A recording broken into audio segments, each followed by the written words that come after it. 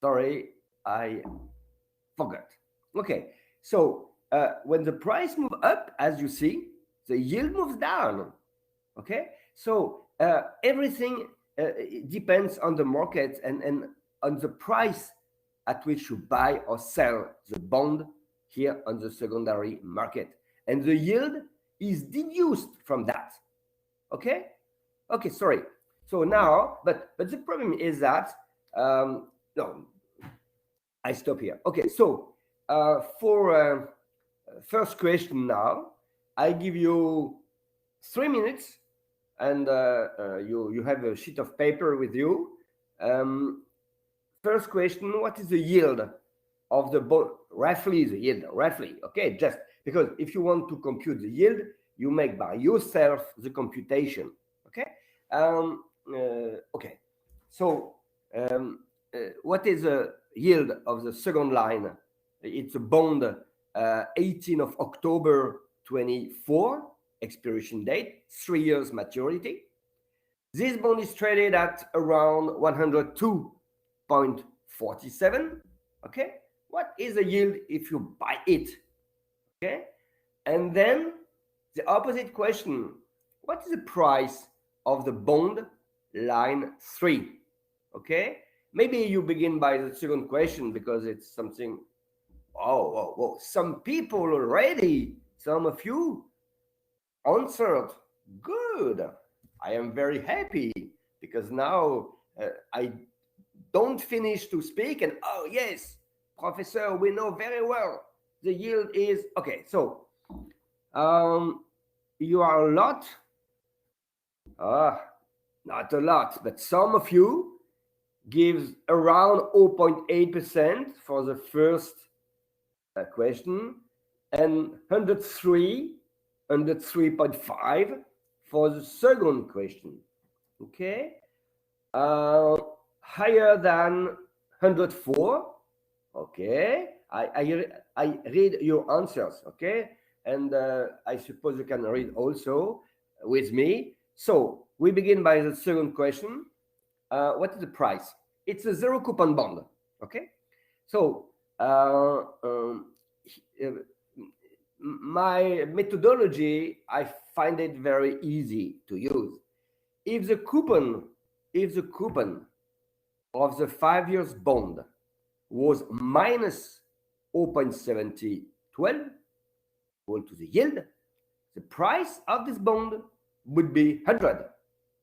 That's very important to know that, to understand, and to be able to demonstrate that when the yield equals the coupon, the price is 100. Okay? Probably most of you know how we do. As I cannot write, it's difficult for me to make the demonstration. Okay? But I will give you a slide with the demonstration. Okay? I will write a slide and after I will put it, and you will see the demonstration. But normally I do that in real time with you. But as my pen does not work, sorry for that. Okay, so I come back. If the coupon of this bond was minus 0.7012%, the price would be 100. As the coupon is higher than minus 0.70, it's zero coupon bond. You will pay this bond at a higher price. I am very happy with that. I understand that the price will be higher than 100. Most of you say 103, 104. I am totally okay.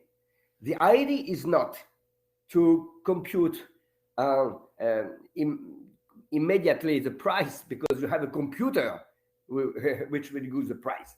Just to understand around roughly what is the price. For me, the price is what? It's 100 plus the cumulative difference between minus 0.7012 and 0. It's roughly 5 times 0.7, which is 3.5. So to my mind, it's something which is 100 plus 3.5, so around 103.5.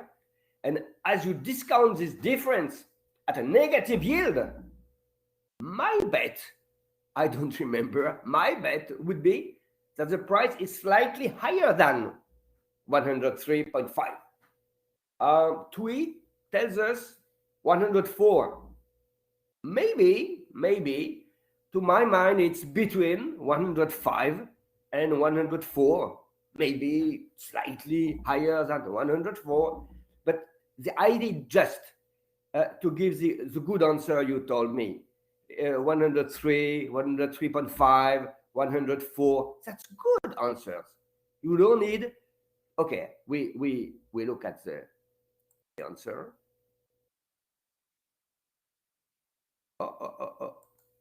Okay, the answer was, here.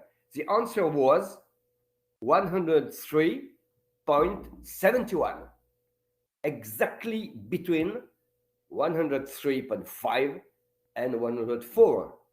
You are very good. Okay, I think that's very important, because if you are on the bond market, you must to be able to make the connection between coupon, yield, and price. Okay, so, and then about the first question, whoops, sorry, I come back. Okay, what is the yield of the bond line? 2.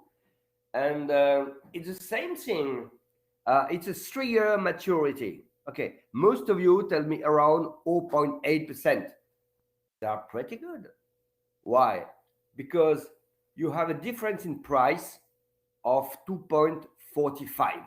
Okay, so the difference is roughly the yield is roughly the difference, 2.45 divided by 3, and divided by 3 is around 0.8%. So every student here in Vietnam who told me around 0.8% is very good, because exactly the same way of finding this result. And we look at the Bloomberg screen. Oh, great, 0.778. Fine.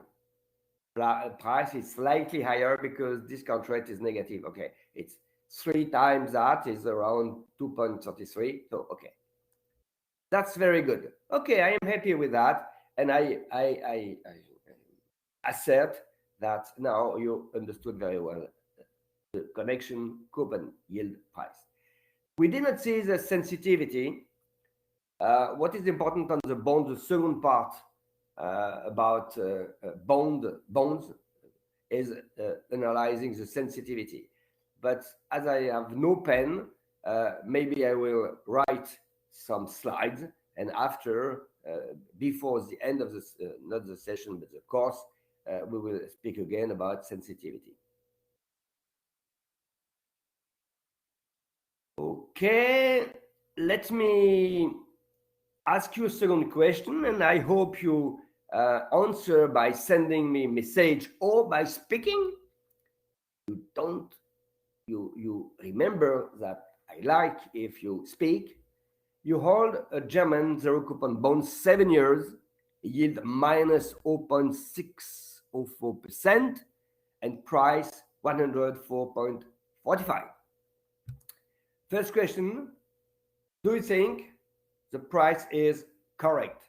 So, to your mind, is it okay, this price? Roughly, not okay. Or is it an error? Second question, investors expect the beginning of tapering. They think the tapering will, that the fact that the central banks buys a lower amount of bonds or begins to sell bonds, and if the central bank begins tapering, the price of the bonds will probably go down. And as you are a bond trader and you want to make money, you sell bonds before tapering, because you know that tapering will begin. So you sell bond, and the price of bond moves down to 101. That is roughly the new yield of your bond. Okay? So I give you 3 minutes and you send me a message, but maybe you will answer in 15 seconds because you are very good. For some of you are very good.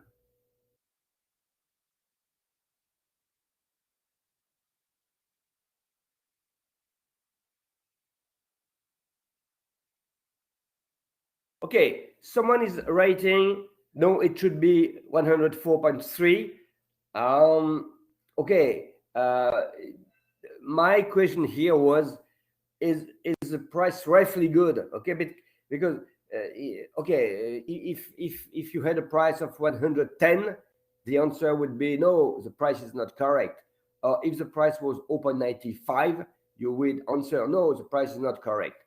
If the price is 104.45 and that the right price is 104.30, imagine it's the price I give you is correct. Okay, so it's roughly correct. So the answer was the price is correct, roughly correct. And I think if you look maybe at the last 7 years, look at 7 years bond.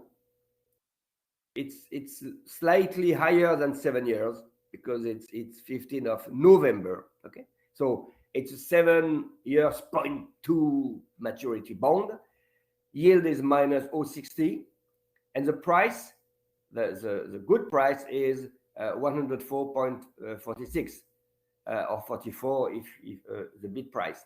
Oh, that's roughly 7 times 0.60. That is 104 plus, as you discount at the negative interest rate, is slightly higher than that, and that's a good price. Okay, so that's a price on the Bloomberg screen, so that's a good price. So the answer was the price is correct. When you say 104.3, that's correct. Okay, we cannot know without a computer the exact price, but just the idea. Okay. You sell bonds, the new price is 100. I have a first answer, if understood. Thank you. Thank you. Understood. Okay. Thank you very much. New yields, you are a lot, but yes, not a lot, but some of you tells me the new yield is minus 0.14%. Seems a good answer. Why? Because I know that the yield is negative first. Okay, because you buy 101, something which is reimbursed in 7 years, 100, without any coupon, because it's a zero coupon bond. So negative yield is okay. How much? You tell me 0.14. Okay, I check this answer. If the coupon was minus 0.14, the price of the bond would be 100. As the bond has a zero coupon bond, its price is higher than 100. How much? 7 years times 0.14, it's around 1. So, or you can divide it 1% by 7. Okay, your answer seems to be good. Roughly minus 0.14%. We look. The price, if the new yield was 0, the price would be 100. As the price is 101, the new yield is close to minus 1%. Okay, very good. Some of you answer exactly in the same way. It's minus 14%. Oh, great. And you can confirm with Excel if you want.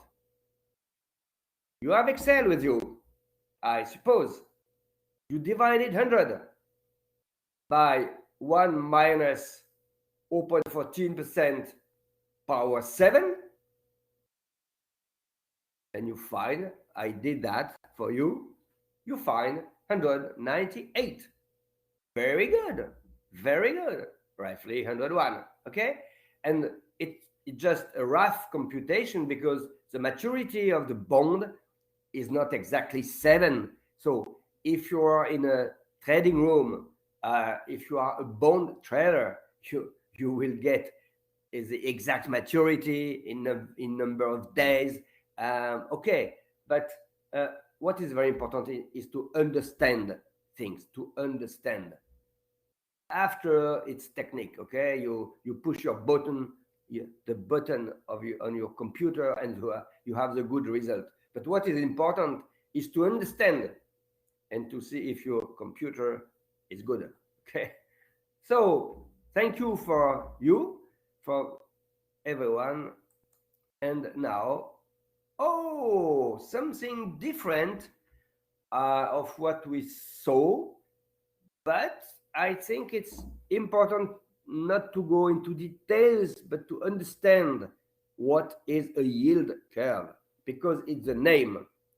It's a screen extracted from Bloomberg again about the French sovereign bonds, what we call euro, it's on the top left, euro French sovereign curve. Uh, when I prepare, we were on September 5 of September 21. Okay. Curve type says Bloomberg, it's forward curve. I will explain after, but I would like that you answer by yourself to each of these questions, and after I will help you. What is a yield curve? Very easy question, but okay, you tell me. What is a forward yield curve? Oh, not so easy. That's the first question. Compute the 10 years yield in 10 years. You know, you can lock in rates or yields, rates, interest rate in the future. For instance, if you want to lock in an interest rate, a 10-year interest rate in 10 years, because in 10 years you want to borrow money and you want to be hedged against a rise of interest rate, you can lock in a forward interest rate. A forward interest rate is an interest rate dedicated to borrowing in the future, okay, at a predetermined rate. And then, does the yield curve give you information about the expected spot rate? Okay, that's good work now. Good job to answer these 4 questions. Because if you are in a finance department, in a bank, in an insurance company, your screen is often yield curve. And here you are in a sophisticated trading rooms, in sophisticated banks, because normally we have just the spot yield curve, which is the orange yield curve, and not the blue one, the white one, etc. Okay, so before you answer, just one word. The orange curve, the lower curve on your picture, is what we call the spot curve. Do you remember my presentation of markets? Spot, forward, swap, options. That's the spot. That's the rates at which you can borrow or lend to the French Treasury depending on the maturity. Okay. Then you have the blue one. The blue one, if you look at the right side bottom of your right side bottom on your screen, you have 1 year. 1 year. Maybe you have to imagine what it means. Then you have 5 years, the curve which is higher. And then you have the white curve, and here it's mentioned 10 years. Okay, please think about that. What are these different curves of interest rates? Interest rates in the sense of yield, not coupon, yields. Okay. So what is a yield curve? What is a forward yield curve? Compute the 10 years yield in 10 years. Does the yield curve gives you information about the expected spot rate? Very good menu, very good things to work on. Okay, so I give you 5 minutes because 2 minutes is maybe not enough. So 5 minutes, you have a sheet of paper, you discuss, and you tell me by message or you speak. You can speak. You can open your microphone and tell me, Mr. Marteau, I would like to give you my answer. And if you speak, I am very happy. We are at Sunday. In France, in something that morning, without any discussion with students, just with my computer. So you can speak also. But if you send me message with the answers, I am happy also. Okay, so 5 minutes.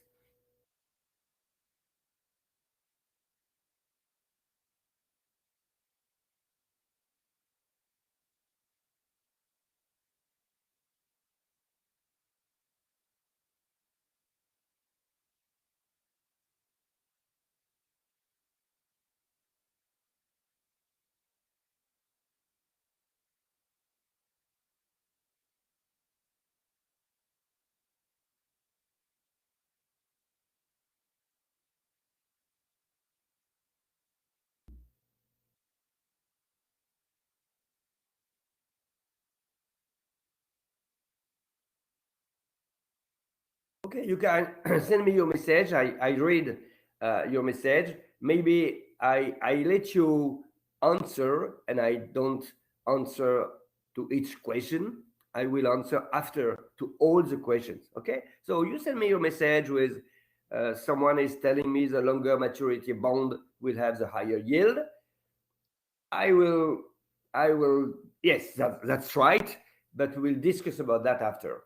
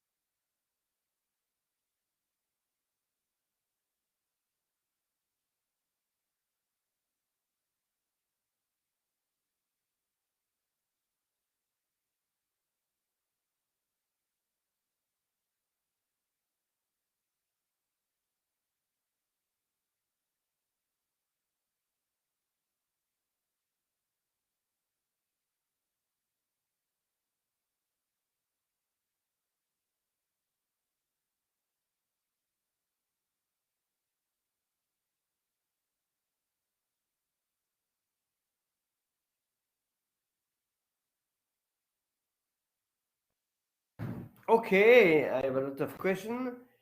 Uh, okay. Um, I will read your answers and I will discuss. First, the longer maturity bond will have the higher yield. Yes, we see that. Uh, just first, what is a yield curve? You have on the horizontal line the maturity of the bond from, as you see, 3 months, yes, 3 months, 4 years, 8 years, 15 years, 30 years till 50 years. And you have the yield, not coupon, yield, okay, which depend on prices and difference between coupon and yield, okay? So you have the yield for each maturity. And as you see on your Bloomberg screen, the higher is the maturity, the higher is the yield. The yield curve is here is increasing with a second derivative, which is decreasing. That is that the slope becomes quite horizontal at the end, okay, after 30 years. Okay, so why is this curve increasing? And a lot of yield curves on different currencies are increasing. And when a yield curve is increasing, we say that it's a normal yield curve. Normal yield curve. We will discuss that after because I have something to tell you about that. Okay, but look at the French yield curve. It is increasing. Okay, fine. One of you tells me yield curve is the plots of yields with different maturity. That's perfect. On the horizontal line, you have the maturity. On the vertical line, you have the yield. And the name is yield curve. You know, it's not coupon curve. It's not interest rate curve. It's yield curve. Forward curve is a plot of forward yields with different maturity. You are absolutely right. What is a forward curve? It's a little more complex than what we saw before or what you learned before, and I will explain after. Um, take the take the white curve on the top of your curve. Okay, uh, look at for instance, it's a 10 years. It's a forward 10 years yield curve. What does that mean? That means, as I will take the sentence of your colleague, forward yield curve is a plot of forward yields with different maturity. Sure.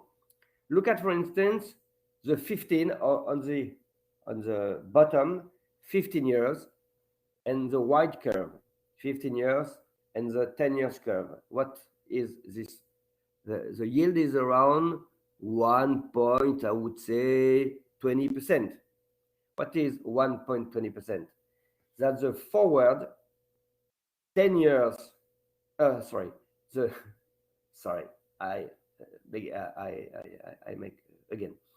Uh, if you look at the 15 on the horizontal line, 15 years, and you look at the white curve, you obtain something like 1.1% or 1.20%. What does that mean? That's the forward 15 years in 10 years.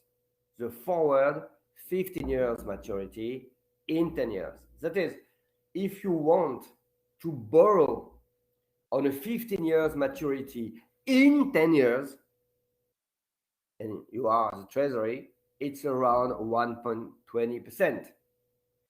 Imagine you are, maybe most of you are students, okay, and you will get a lot of money in 10 years, and in 10 years you are sure you will buy your house, and for buying your house you will have to borrow on a 15 years maturity, and you say, okay, I would like to lock in today an interest rate 15 years maturity in 10 years. I will borrow in 10 years over a 15 years maturity at a predetermined interest rate yield. I would like to know immediately the interest rate at which I will borrow in the future over a 15 years maturity in 10 years. That the forward rate 10 years, sorry, 15 years in 10 years. Okay? So that's exactly the forward. Let me just give you another example. If you want in 5 years, okay, you look at the 5 years, 5 years, you want to borrow at maybe 7 years maturity.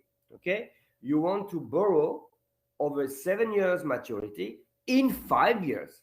In 5 years, you want to lock in today the rate at which you will borrow on a 7 years maturity.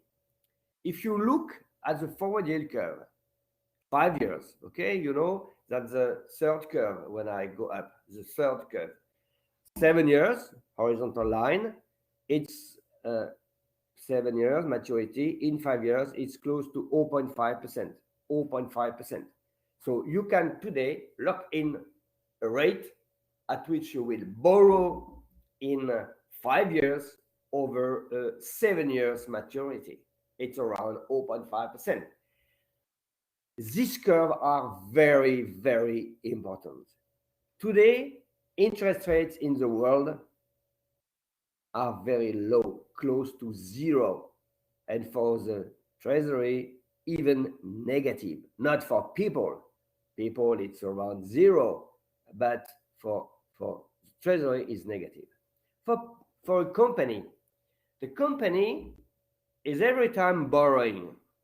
Okay, so it will borrow tomorrow, it will borrow in 3 years, it will borrow in 9 years, it will borrow, except if it defaults, in 30 years. Many companies in France say, okay, the level of interest rates. Okay, so I was reading an answer. The company says, okay, the level of interest rates is so low today. I would like to lock in today interest rates at which I will borrow in the future, because I think that we will not find this kind of zero interest rates in the future. I know a lot of companies in France who uses forward yield curve and who tell the bank, telling, okay, give me an interest rate if I borrow from you 100 million euro in 3 years over a 10 years horizon, or in 10 years over a 5 years horizon. You know, so you need to compute what we call, and it's a connection with the lesson today about futures and forward. You have to lock in what we call forward interest rates. And the curve, the different curves you have here are forward interest rates. And you know, that's a screen given by Bloomberg. That's not a strange picture. That's a useful instrument given by Bloomberg. You have the spot yield curve and the forward yield curve. Okay? So that was the second question. But now I read your answers. Forward yield curve given by TWI is a plot of forward yields with different maturity. Absolutely right. Forward 10-10 is computed from spot rates with maturity of 10 years and 20 years. That's the third question, which is very good. I will give you the exact answers after on the other slides, but what TWI tells us is if you want to borrow in 10 years over a 10 years horizon, you can borrow today over a 20 years horizon. You borrow today over a 20 years horizon. You lend your money during 10 years. Okay, so you will receive interest in 10 years, and then you can you have your money in 10 years. at a well-known interest rate. So if you want to borrow in 10 years over a 10 years horizon, you can borrow over 20 years horizon today. You will save a lot of money. You don't need it because you need your money in 10 years. So you lend your money on the spot market of a 10-year horizon, you buy bonds, and then you can compute the forward 10 years in 10 years. So as your colleague says, forward rate 10 years in 10 years is computed from spot rate exactly with maturity of 10 years and 20 years. Very good. Very good answer. My problem is that I know if just some of you know that very well, or if everybody knows that. But when you send a message at the end of the course, okay, I read all your message, and some tell me this part of course I did not know before. Please, if you can come back again, or some tell me everybody has not the same level. Please, okay. So you don't hesitate about that. Tui, because Tui was answering that.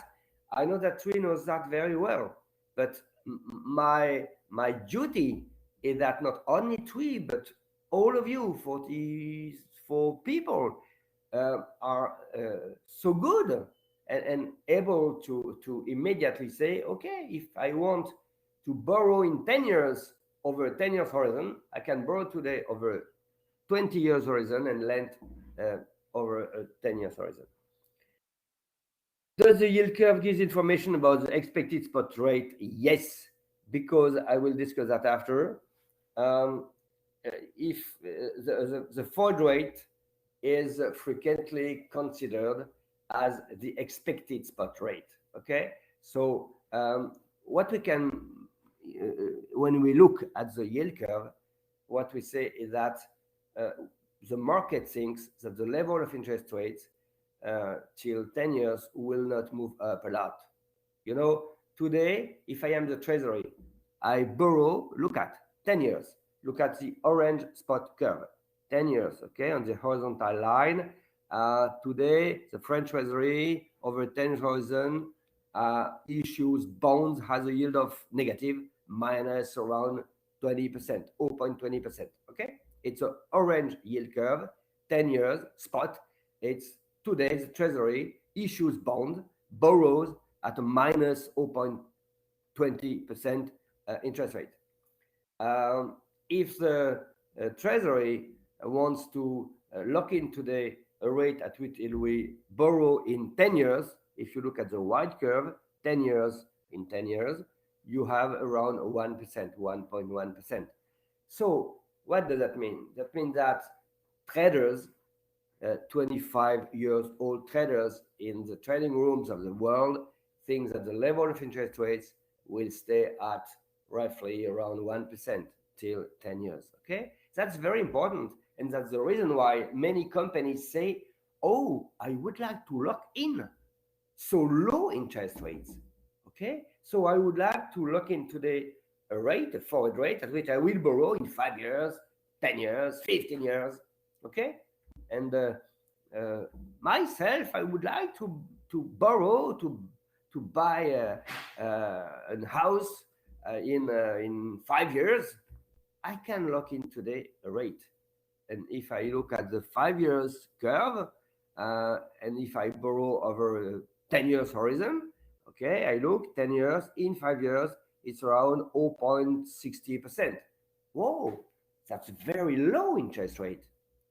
Sorry, I will leave the course, call my bank, and tell them, okay, I would like to lock in a forward rate, 10 years in 5 years. Okay, don't be too long because I have students and I have to come back to continue my lesson. Okay, so that's very important. Uh, my question: I am not sure why there is different term on the horizontal axis, and the curves also represent the different terms. And okay, and it's written. Please ignore my question. Just explain it already. Okay, okay, okay. So I don't answer. Uh, A wide curve at 10-year terms, 10 years. Compute the 10 years, wide curve at, yes. Okay. Okay. So the third question, maybe we can make the computation together. And I go to the next slide. Okay. Here you have spot rates, spot yields, spot, because we know between, we are very good together. So we can speak about interest rates. And we know together that interest rates is yield and not coupon. Okay. So when I tell you spot interest rate is minus 0.5%, that's not coupon, that's a yield. Okay. So spot, that's the yield curve, the spot yield curve, minus 0.5%, 10 years minus 0.20%, but 15 years positive 0.20%. The spot 20 years is 0.45, and the spot 30 years is 0.70. That's exactly extracted from the Bloomberg curves here. Okay, so I used the orange curve, okay, spot, and I wrote the interest rate. Okay, lending over a 20 years horizon has to give the same result that lending over a 10 years horizon, and reinvesting on a 10-year horizon at a forward interest rate, that is an interest rate which is not in advance. Okay, so it's a very well-known arbitrage relation. Lending over a 20 years horizon is the same thing, has to give the same result than lending over a 10 years horizon, and reinvesting on a 10-year horizon at a forward interest rate, that's an interest rate yield which is known in advance. Okay, so that's exactly what TWI, I think, told us. So I have a question for you, and you will immediately answer, please. Do you know exponential when we use interest rates? Do you know I lend over a 10 years horizon, and in 10 years I will reserve exponential of 10 years times interest rate? Do you know that? What we call continuous time interest rates. Do you know, or do I have to explain?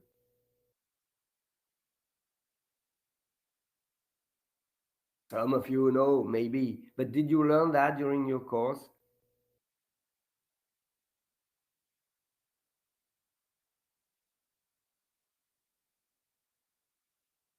Okay. Yes, you know. When you say yes, it's you know. We exponential. Yes, please again. I am not aware. Okay, maybe I will explain quickly after we make a break. Okay, I don't forget the break. The break is in 5 minutes. Okay, we just finish with the yield curve here, and after we make a break. I imagine I do something for you, but here I am not sure.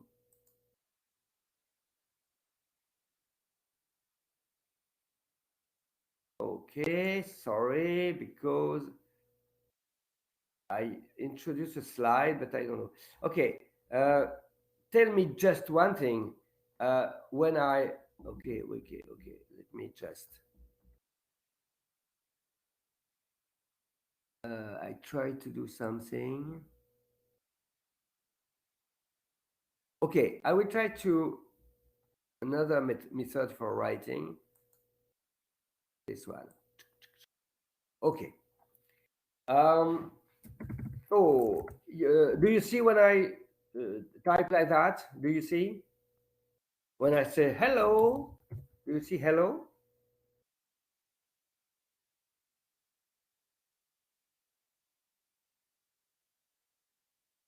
You don't see hello?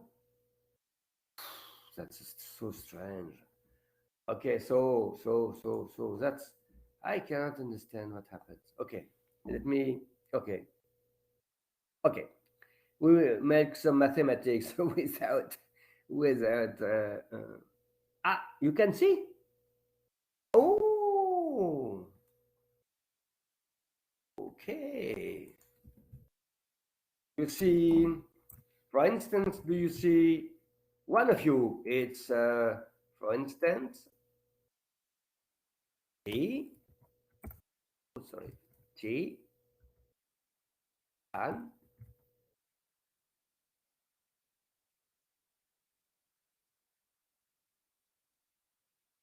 you see that? You see? If you see Titan, I can see. No? Some of you say no, we don't see anything.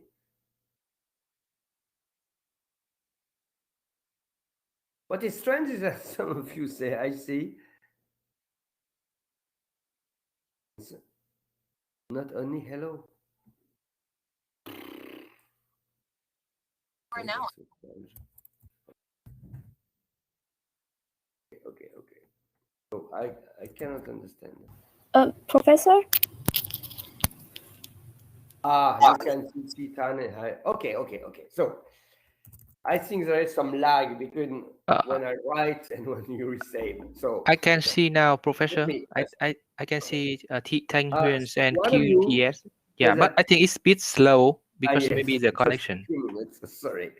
One of you says in the statistic course, you learned about compounding interest rates. That's exactly the same thing. Okay, let me just give you an example. Sorry, because you will. No, I see it's there. Okay. In 2 hours, when I will write, you will see what I am writing. No, okay, that's a joke. Okay, let me. I will speak and I will write, and in 2 minutes you will be able to read on the picture on the screen. Okay, so if you lend money over a 20 years horizon, it has to give the same result that lending over a 10 years horizon and lending again in 10 years over a 10 years horizon at a forward interest rate, 10 years in 10 years. So now I will give you the result in mathematics.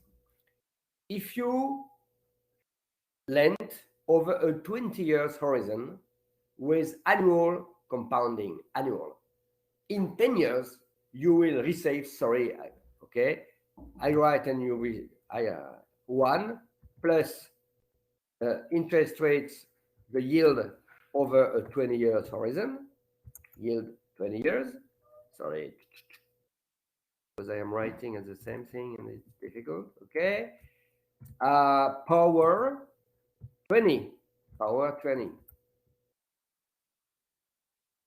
okay.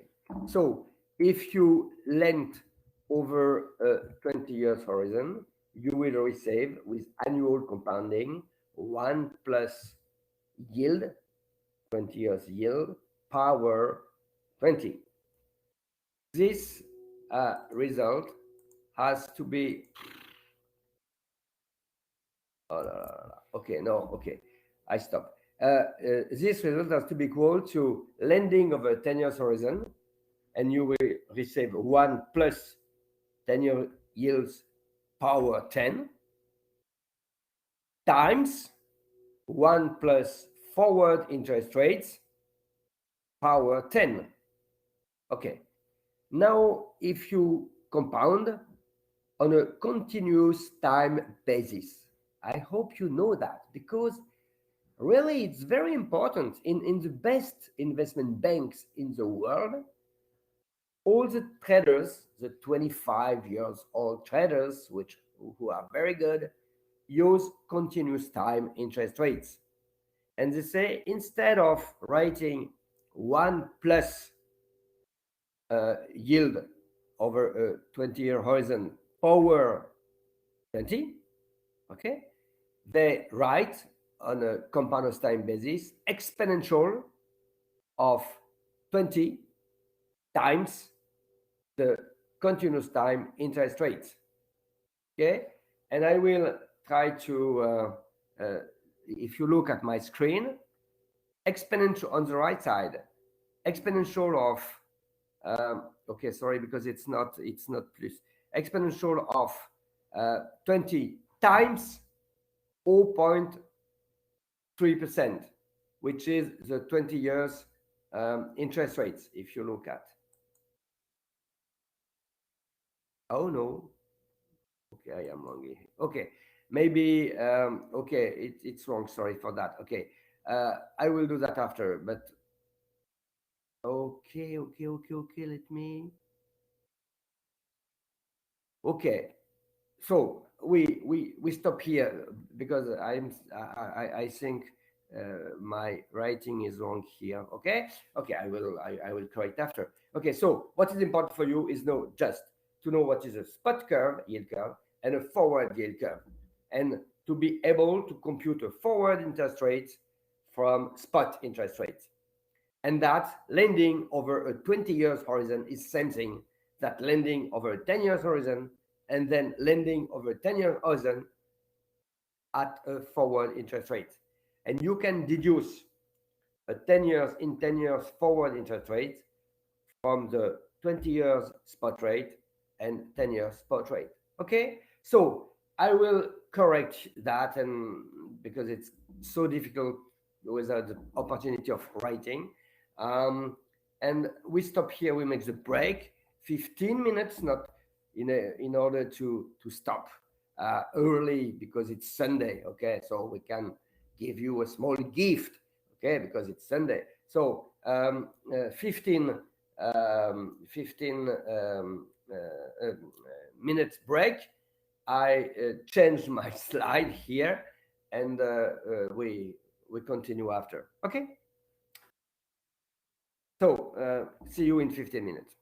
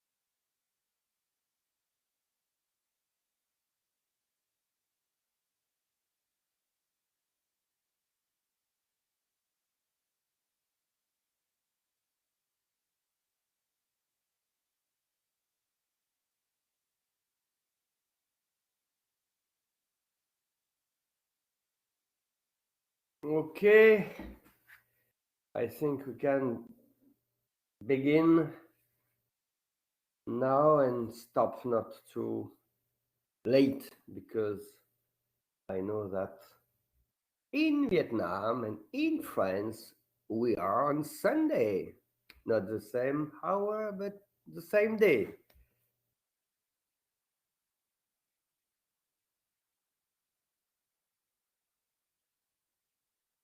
Okay, someone told me to write at the shared note function. I tried, okay, but okay, I think I will solve this problem for the next session. Okay, I begin again. During the break, sorry, it was a little difficult. Uh, I wrote what I wanted to write. Okay, if you look at the screen, on the top, I remember that you have the 10 years interest rates, which is minus 0.20%. The 20 years interest rates is positive plus 45%, 0.45%. Okay, so we can write the equation: investing over a 10 years horizon with annual compounding times investing over a 10 years horizon at a forward rate, 10 years in 10 years, has to give the same results that today lending over a 20-year horizon. So I use my interest rates, 1 minus 0.20%, which is the 10 years yield spot in France, power 10 times 1 plus I reinvest capital plus interest at the forward rate. I am looking for 10 years in 10 years, between year 10 and year 20. Power 10 has to give the same results that lending over 20-year horizon. And as sorry, I was wrong here. As the 20 years interest rates is 0.45, 1 plus 0.45 over 20. So now, if you use compounded interest rates, you will replace 1 plus yield by exponential of interest rates times maturity. So here I replace 1 minus 0.20% power 10 by exponential of minus 20% times 10. Okay, normally for people who are very expert in the group, the compound interest rate is not the same as the annualized interest rate. Okay, so normally it's not minus 0.20%, but just for explanation, that's okay. So exponential of 10 times minus 0.20% times exponential of 10 times the forward interest rate we are looking for is equal to exponential of 20 times 0.45% yield over a 20 years horizon. With logarithm, thanks logarithm, every day I thank logarithm because it's so easy to use exponential, and after to make them disappear, we obtain the forward interest rates 10 year in 10 years between year 10 and year 20 is equal to 2 times 45% minus 0.20, it's plus 0.20%, and here the answer is 1.10%. So the forward interest rates 10 year in 10 year, I am waiting on my forward yield curve is 1.1%. If we look at Bloomberg, the 10 years forward curve is the white curve on the bottom, on the top, sorry, okay? If you look at the 10 years, in 10 years, what do you obtain? 1.1%. We are very good. We are able to compute each forward interest rate in this curve, okay? So if you have time, you can try to deduce every yield on the yield curve, forward yield curve, deducing from the spot yield curve. Okay, so Okay, another question to be sure we understood very well what we did yesterday about the beginning of futures and forward. An exercise for you. Total equity, it's equity from the firm Total Energy, is traded spot at $30. The 6 months interest rate is 1%, and the 1 year interest rate traded at 2%. So the yield curve is increasing.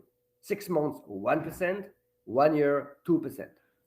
A dividend is given by Total, and we know its amount. It's $1 paid in 6 months. Question: what is the 1 year forward price for Total? Okay, that's very important to be familiar with that. I am an investor. Each of you is a trader in a bank, okay? And you are trading equities. I am an investor. I call you and I say, okay, I would like to buy from you the Total equity, but in 1 year. Please give me a price if I buy from you Total in 1 year. Okay?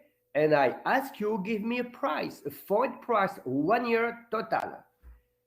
Don't forget what I taught yesterday. To find the forward price, you will hedge. You are the banker. You cannot give a price and say, okay, bye-bye, I will see you in 1 year. You have to hedge your exposure because you are obliged as a banker to deliver Total equity in 1 year at a given price.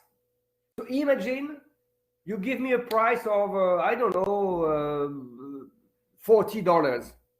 Okay, you say, okay, the forward price is $40. Okay, and stop here. In 1 year, Total equity is trading now at $100. I ring, I call you back in 1 year and I say, okay, do you remember 1 year ago, I bought from you Total equity at a forward price of $40. The spot was 30 and your forward price was 40. Please give me the Total equity at $40. If you are not hedged, what are you obliged to do? To buy Total equity on the spot market now at $100, to sell me at $40, you have a loss of $60. And you lose also your job. You lose money and you lose your job. You are very, very sad. So when you trade on the forward market, you are obliged to hedge, to cover your exposure. So if you want to give me the good answer, and I give you 7 minutes for that, because, okay, you have to say, okay, I am a trader. After my course on derivatives, I am an expert, and I have been recruited by Goldman Sachs Hanoi, and Goldman Sachs Hanoi, okay, tells me, okay, you are a trader on the equity market. I call you and I say, I would like Total equity in 1 year. Please give me a price today. What are you doing? You remember I hedge. How do you hedge? I help you some seconds. You will borrow money. You will buy spot Total equity. You will keep it 1 year. Be careful. You will receive a dividend. So 7 minutes, a sheet of paper, and you tell me exactly what is your forward price. Okay? So I wait for answers now. Be careful. That's an easy, but you have to be careful. But if you are able to answer, you are able to be hired by Goldman Sachs in Hanoi.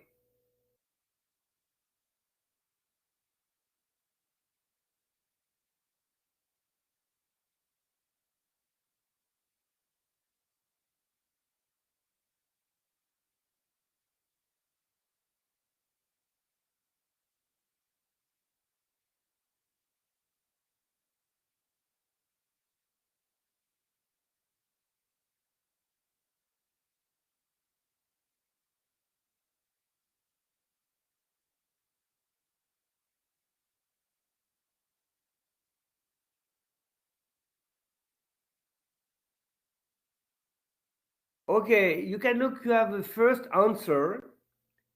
Void price is spot plus cost of financing minus dividend. I would say the answer is good.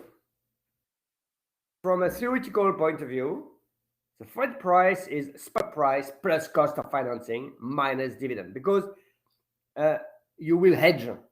And if you work for Goldman Sachs, and if I ask you for a price, you will borrow money, buy Total, keep it, receive dividend. But, and you say, so it's 30 plus 2%, cost of financing 2% of 30. Yes. Minus 1, no. Okay, be careful. That's a very good answer, but not very, very, very, very good. Something is missing. What do you do with dividend you receive in 6 months? What do you do with this dividend?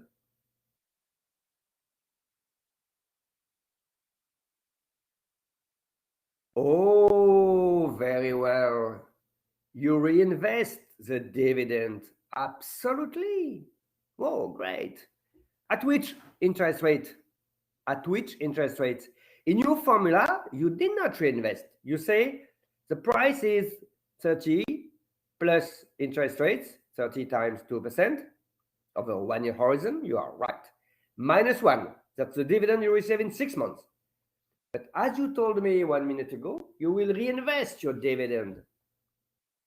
At which interest rate?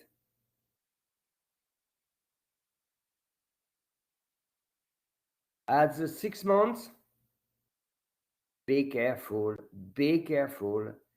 You receive the dividend in 6 months, not today. You don't reinvest today the dividend in 6 months. And you want to work for Goldman Sachs, so you have to be very good. Oh, at forward rate, 6 months in 6 months. Absolutely right. So in my exercise, you have to compute the interest rate 6 months in 6 months.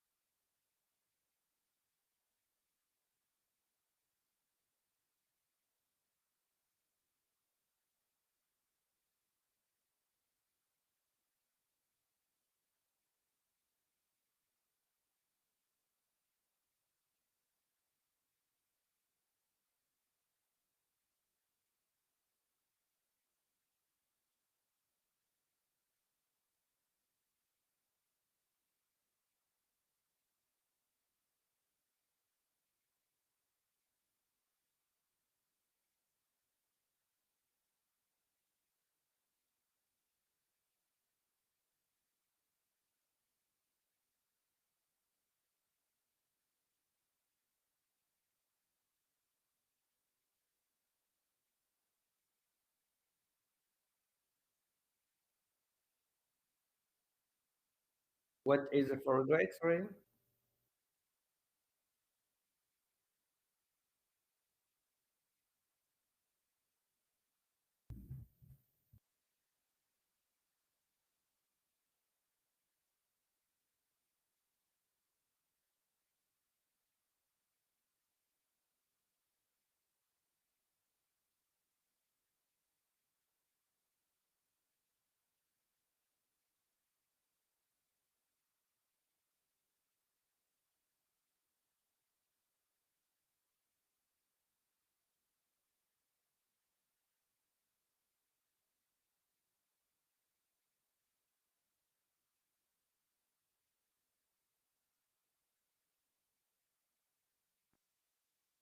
Not exactly. Sorry. Yes.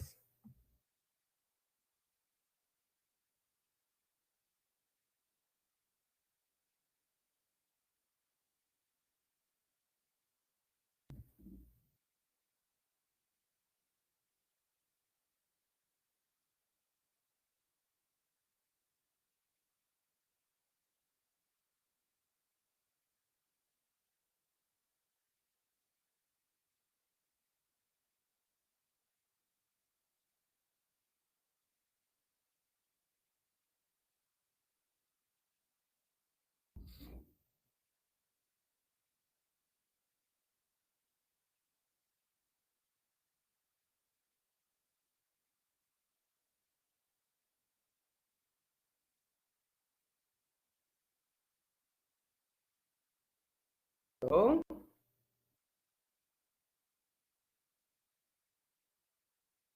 okay, I give you the answer.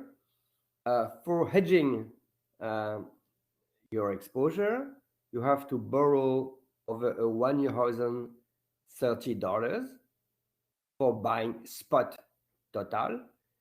If you do that, you are sure to be able to deliver total in 1 year to your customer at a given price. You will not have to buy it on the spot at expiration. So, covering its exposure, hedging is borrowing over a 1 year horizon at 2%, buying total immediately at $30 on the spot market, and keep total till 1 year. So the first part of the answer is $30 plus $30 times 2% cost of financing minus dividend reinvested, invested over a 6 month horizon at the forward rate 6 months in 6 months. And that's the perfect formula. You are very good if you do that. How can I compute the forward rate? I use my formula. Do you see something? Tell me just by message or by speaking. Do you see my formula on my slide? Because I wrote it 2 minutes ago. Yes, you can see the formula.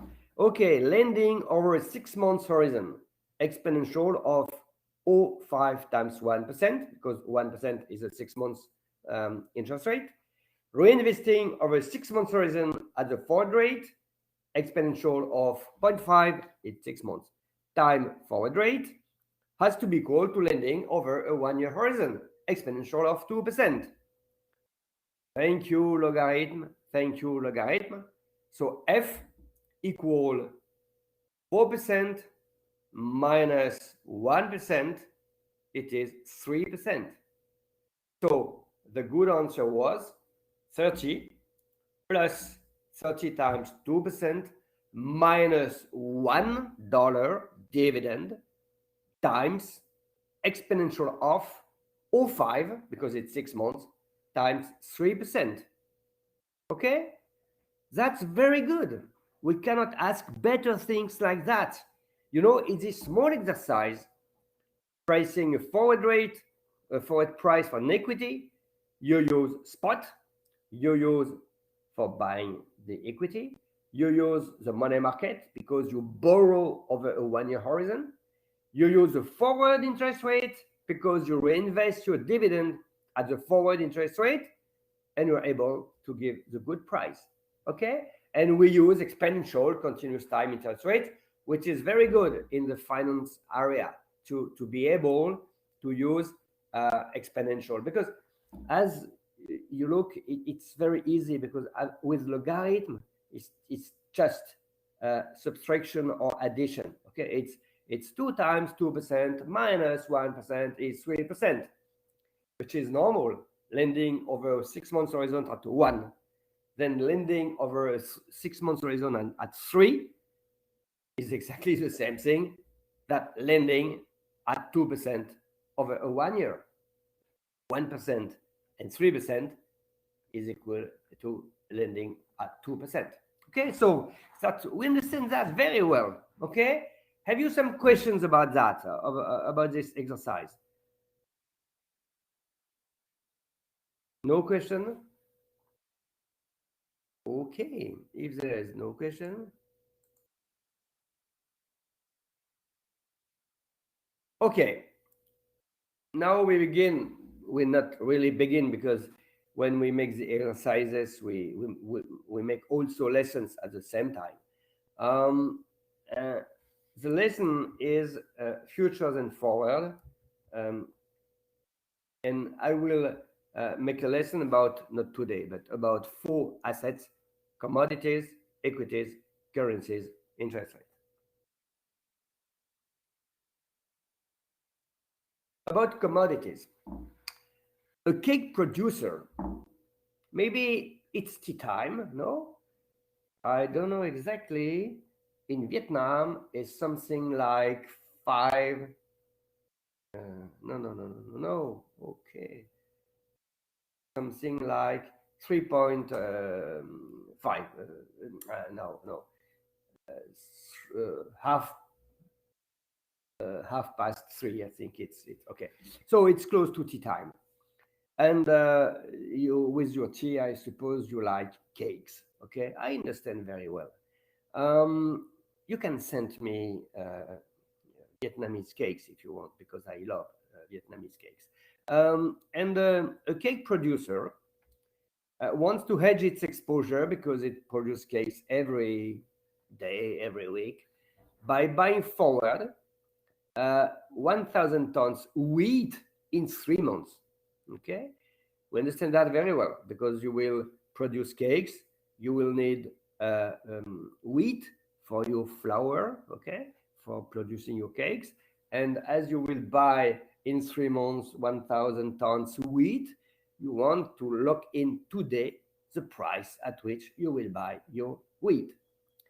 He asked a commodity trading company, Cargill, Glencore, and he says, I would like to buy from you wheat in 3 months at a price which is known today.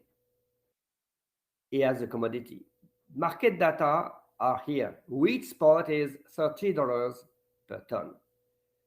3 months interest rate on dollar is 2%. Storage cost is $1 per month.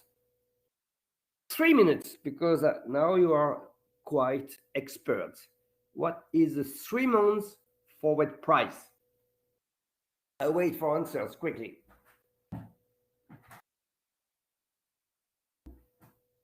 What does the commodity trading company trader do?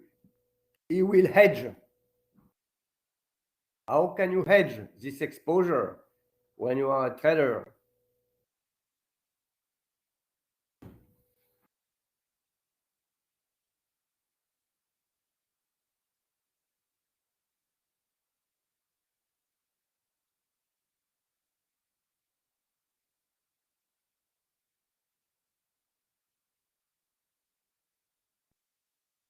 Okay, I have a first answer, which is 304.5.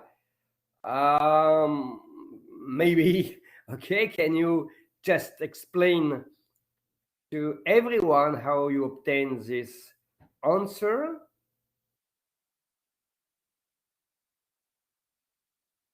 It looks like good, okay, but maybe we want to know the details of the answer.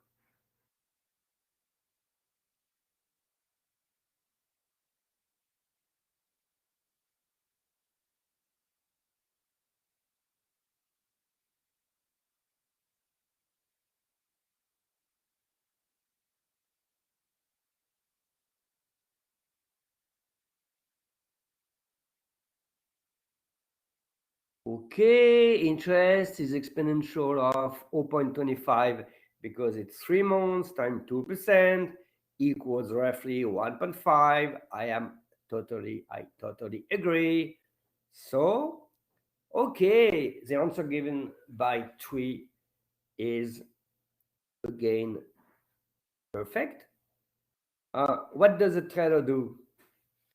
He borrows money, $33 per ton, over a 3 month horizon.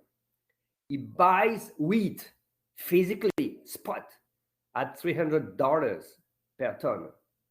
Okay, and he makes storing during 3 months.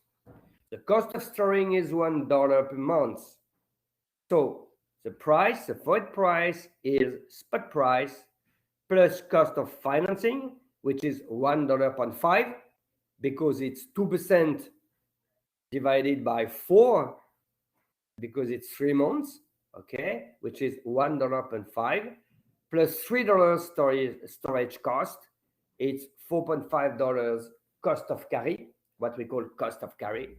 So the forward price is the only price you can have is 304.5. That's a good answer. Okay. I will give you, someone is writing. We'll wait. Shall we say after? Okay. The answer: the trading company will hedge by borrowing $30,000 because you buy 1,000 tons at $300 over 3 months horizon. You will buy wheat on the spot market and store it. Cost of hedge, if per ton it's 300, 1 plus 2% divided by 4, or if you use continuous time interest rates, exponential of 0.25 times 2% plus $3 storage cost, and you obtain a 3 months forward price of $304.5. The answer given by your colleague was perfect again. Okay? So the only problem is that I would like that everyone understands everything. That's my job. So it's the reason why when we stop the course, you will again, during 2 minutes, send me a message to tell me as every day, it was very clear, or okay, I did not understand how to compute the forward wheat price or the forward interest rate. Okay? And as I read that, I am able in the next session to begin by, my job is that everyone moves up, okay? The level of everyone moves up. Someone is writing 300 times 1 plus 2% divided by 4, perfect, plus $1 times 3 months, $1 storage cost, it's 304.5. That's pretty good.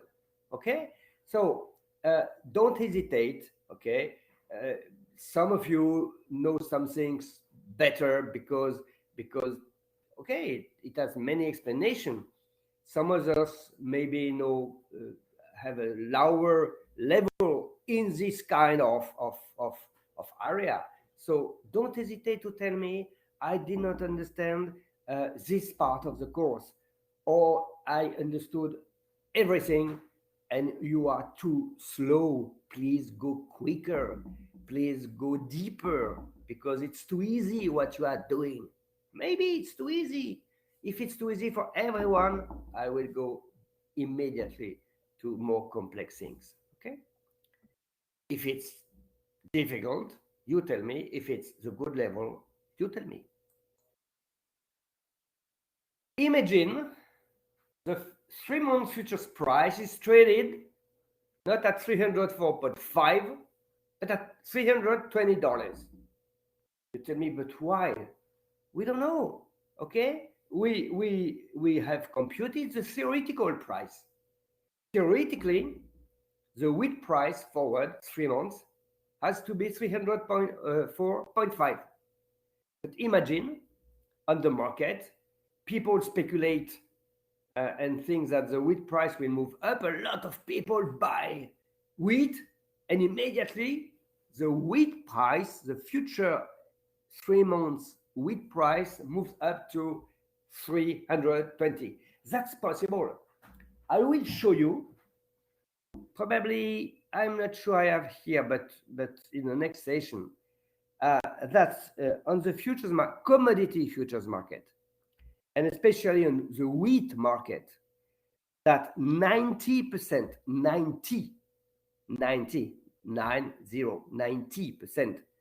of traders buying wheat are what we call speculators, are not people working in the wheat industry. Only 10% of people buying wheat are from the wheat industry. So that's very important, because if you buy commodities in Chicago on the futures market, in fact you are obliged to tell what is your economic role. Are you a speculator? Are you what we call a merchant, someone who is working in the agro industry? and they made statistics. And 90% of people buying wheat are not at all producing cakes. There are people working in trading rooms and buying wheat because they think the price of wheat will move up. Okay, so it's very important that. So if there is some information, for instance, that in Australia, which is a big region for producing wheat, there is a bad weather, and that the bad weather will reduce the next crop. Okay, what does the speculator do? He buys wheat, not because he needs wheat for producing cakes, but just because he wants to make money. So the futures price in Chicago will move up a lot immediately from 304.5 to 320, for instance, in 2 minutes. So that's possible. And if you look at the commodity market, you will see that the futures market in Chicago, the price move up and move down very quickly and with sometimes a large size.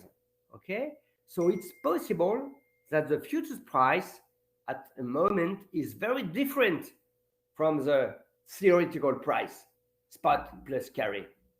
And if it happens, you will get what we call cash and carry arbitrage. Because if you see you are working for a commodity trading company, you see that in Chicago, the futures price 3 months is traded at 320, and that your cash and carry formula gives you 304.5. You have a very high cash and carry arbitrage to do. So imagine the 3 months futures price is traded at $320. All the commodity traders borrow, buy spot, and sell futures. We saw that yesterday, a cash and carry arbitrage. And we understand the formula, cash and carry. You buy the cash, you keep it, you store it. You buy wheat, you keep it, and you sell futures. So the risk-free gain in 3 months is what we name a cash and carry arbitrage. But what happens if everybody make an arbitrage? Okay, you are a commodity trader. On your screen, on your Bloomberg screen, you have the spot price of wheat, you have the futures price of wheat traded in Chicago. Okay, and at any moment, there is an information on the weather in, whoops, what happens? What's happened? Okay, and you have an information on your Bloomberg screen, the weather in Australia, which is a big region for producing wheat, is bad and the crop will be reduced by 80%. Immediately, the trader in the commodity trading company will buy futures on the Chicago Mercantile Exchange. The futures price will move up. And immediately, people having a physical activity on wheat and financial activity on the Chicago Mercantile Exchange, like a commodity trading company, will borrow money, buy spot at 300 for it, $1 per month. So cost of financing plus storage cost is 304.5, exactly your computation 1 minute ago. And you sell the futures immediately at the same time. And you can sleep. You are sure that in 3 months, you will have a gain of $15.5 because you will sell your wheat in 3 months at 320 and your cost of buying was just 304.5. So you have a cash and carry arbitrage. But if you do that, every guy, every lady in trading room companies will buy spot, sell futures. The spot price will move up. The futures price in Chicago will move down till where? Till the futures price equals spot price plus cost of carry. It's impossible that more than some minutes, some seconds, the futures price is not equal to spot plus carry. So if some 1 second the relation between futures and spot is not checked immediately, you have arbitrage. And the relation is again the relation you have on your screen. You understand that? So that's so easy to make an arbitrage. It's not easy to do that. You must have a physical activity to be able to buy wheat, to store it. So it's better if you are a commodity trading company. For your information, you know that Goldman Sachs, the well-known bank in the United States, bought a trading company, a commodity trading company, to make its arbitrage. So to make the arbitrage, you have to have physical capacity to store wheat and to be able also to buy and sell futures on a futures market in Chicago. So for making cash and carry arbitrage on a commodity market, you have two obligations: to have a physical activity and to have a financial activity. If you do that on the equity market, it's just a financial activity. Okay, Professor, there are slides you show that we don't have. Yes, you don't have this slide. How can I understand? Because when I sent my slides, it was some days ago. After I came back and I changed something, and every after each session I changed my slide. Before we spoke about things, I would like okay, typically this kind of slide I change. So you can be sure I will send to person in charge of giving you the slides and just after the session. Okay, sure. Could you please send us the slides you are using? My answer is 100% yes. Thank you. Yes, sure. It's not so difficult for me to do that. Okay. Normally, the commodity forward price curve is increasing. Why? Just because the forward price is equal to spot plus cost of carry. Cost of financing is normally positive. Interest rates are positive, normally. And the storage cost is always positive. So the price is higher with maturity. Okay, the storage cost is higher if you store 6 months than if you store 2 months. So the reason why normally the price curve is increasing, in this case, professional name the curve contango. Okay, if you are working in the commodity area, you frequently will hear contango. It's the yield, not the yield curve, the commodity curve is increasing, like the interest rate curve. But about the interest rate curve, we saw before, the fact that it's increasing can be explained, and I have many things to tell about that. I don't tell now. Okay, here we are on commodity. So the question you mentioned is always true. It's very difficult to get the arbitrage commodity market. Is it right, Prof? Is it partly right?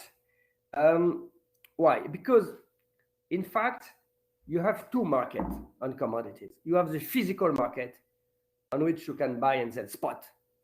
And you have the futures market or the forward market on which you can lock in prices for delivering in the future. These two markets, futures market, spot market, are very well connected. But in reality, as soon as you obtain an information about the supply of the commodity or the demand, imagine the supply. For instance, the weather, as I told you, the weather in Australia, which is a very big region for producing wheat, the weather is bad and the next crop will be reduced by 80%. When you learn this information, either you buy spot wheat and you say, okay, the wheat will move up, you buy spot. But if you buy spot, you have to store it. I take your personal example. You are a student. If you think that the wheat will move up because the weather in Australia is bad, you will not buy wheat spot and store it in your bathroom. Imagine, it's not good for to buy wheat and put it in its bathroom. Okay, so only people having storage capacity can buy spot and store wheat because they think that the wheat will move up. So if you have this expectation, wheat will move up, essentially financial traders will buy wheat on the futures market. Because if you do that, you don't need to have storage capacities. You just buy financial contracts by which you say, okay, I will buy from you wheat in the future. And before expiration, you will sell your financial contract.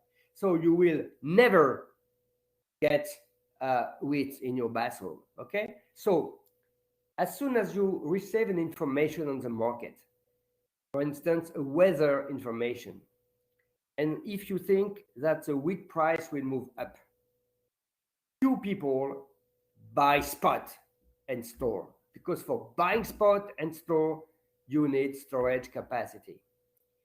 So immediately the information will be reflected in buying futures on Chicago Mercantile Exchange, financial contracts.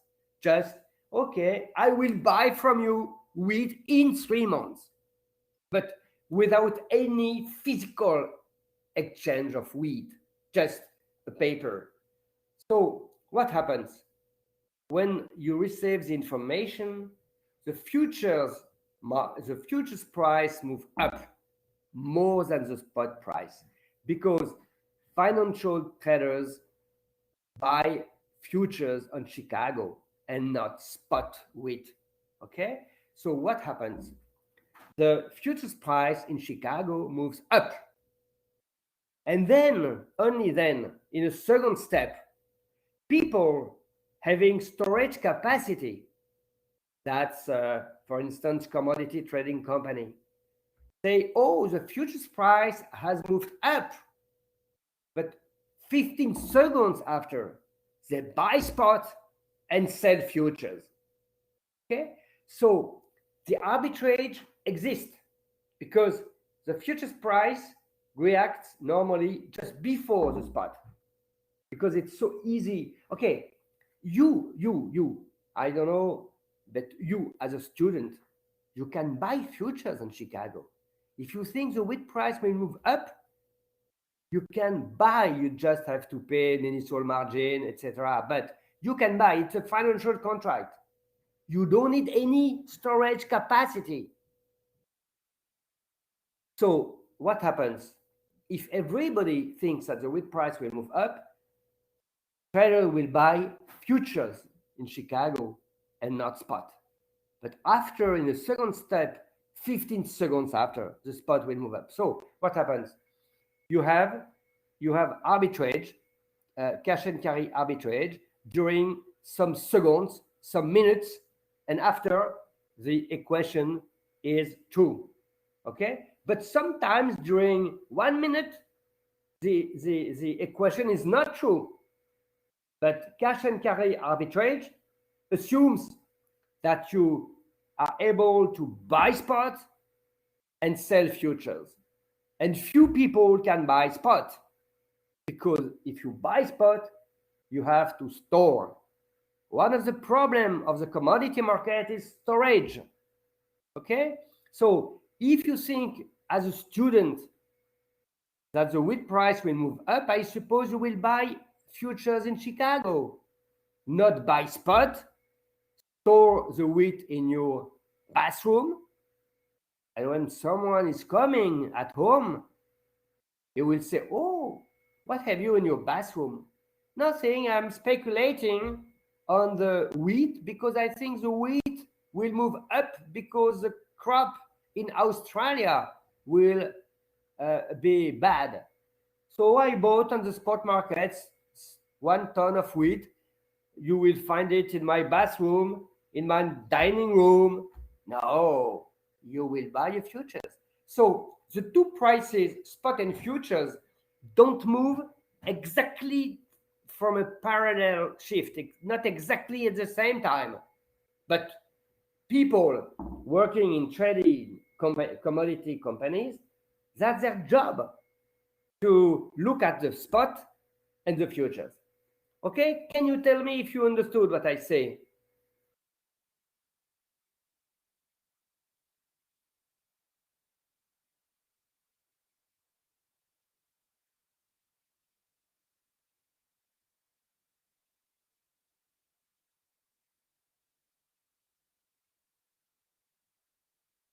Okay, well, I don't have any answer. I hope it was clear. I understood that arbitrage comes from the information asymmetry. Um, Not really. Sorry, sorry. Not really information asymmetry. It's um, uh, the equation is not true because if you have an information which can be shared by everyone, you don't okay, you don't need asymmetry. Just the information is shared by everyone. But if you have an information, people will go first on the futures market in the first step. Okay, so they will buy in the futures because you don't need to store. Okay, the futures price will move up, and then people having storage capacity will buy spot and sell futures, and then the equation is true. Okay, so the equation is not true because it's difficult. Every trader cannot buy spot. You can buy spot and equity. You can borrow spot, but for equity, it's really difficult to buy spot and store. Okay, so okay, if you look at the wheat futures prices traded on the Chicago Mercantile Exchange, um, you know, yeah, I took that September 10. It's if you look at the last column, September 10.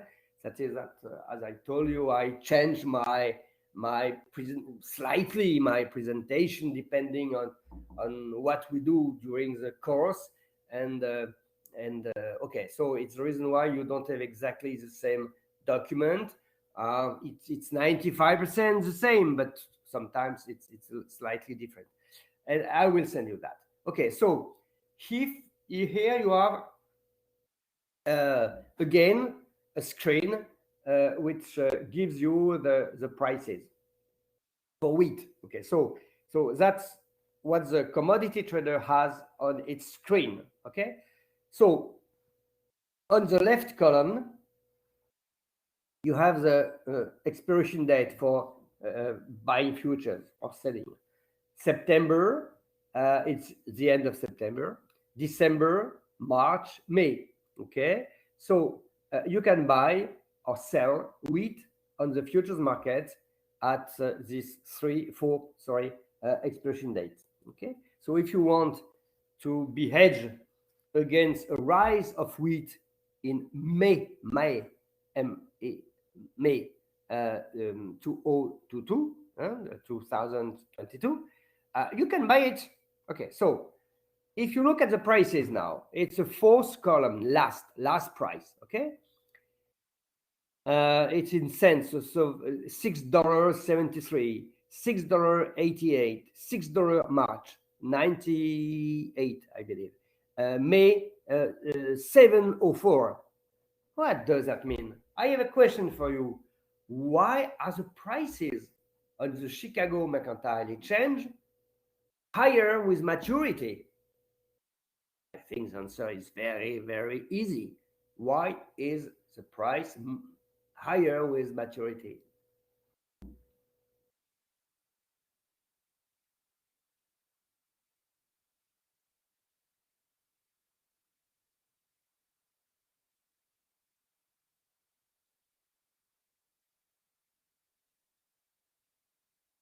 Nobody wants to answer by speaking.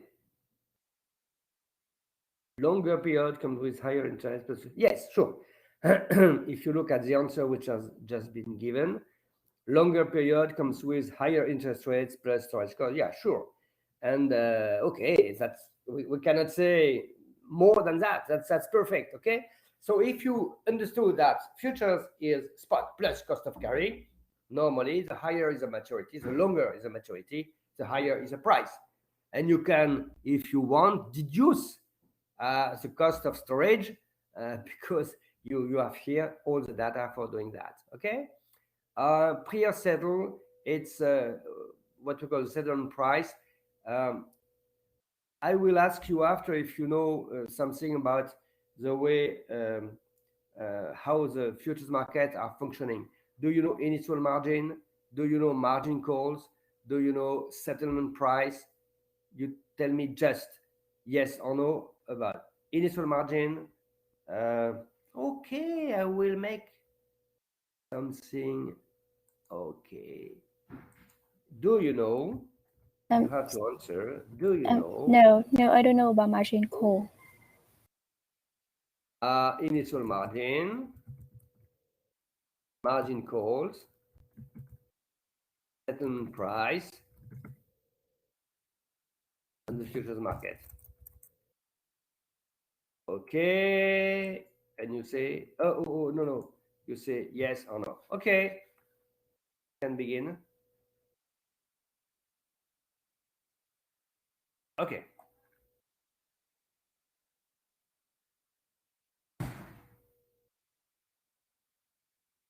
Okay.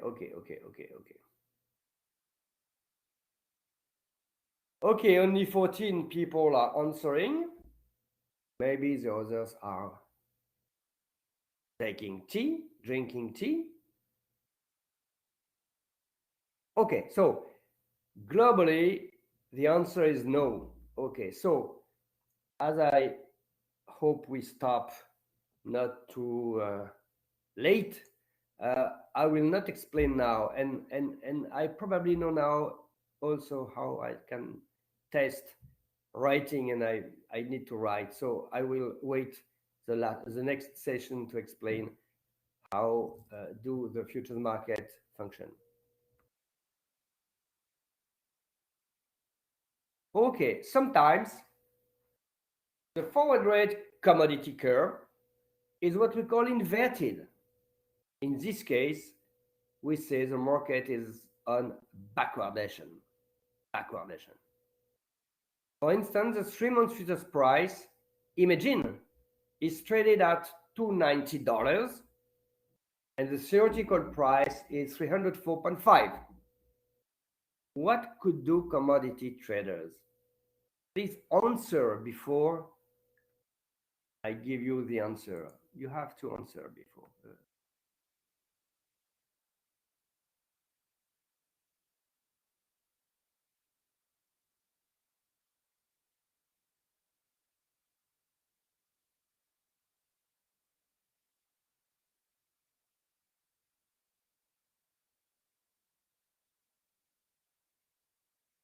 Okay, imagine you are a commodity trader. Please explain about that. Okay. For the lady, probably a lady or a guy, I don't know, who tells me explain what is initial margin, I will explain. I just tell you without the opportunity to write on the screen, it's difficult. So I prefer to explain that during the next session. I have an idea of how I can write. We can buy commodity and sell futures. Look at. Oh, yes, sure. Margin call. Yes. You know, if you want, okay, I will tell you something about movie. If you want to be an expert on of futures market, you have to look at either margin call or big short. That's that a movie on futures market. And okay, I would like to be able to write, but I will try to do something. I wait just for answers about my questions. Yes, I will share more sources to learn about it, about futures. Yes. Okay, I will try something to do. Let me just try something.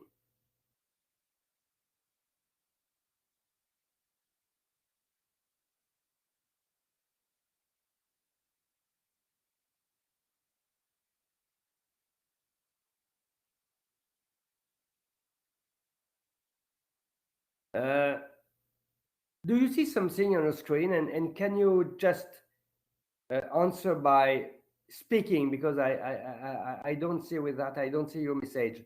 Can you tell me yes, we see a screen or not, or nothing? I can see your whole PowerPoint slide. Nobody answers?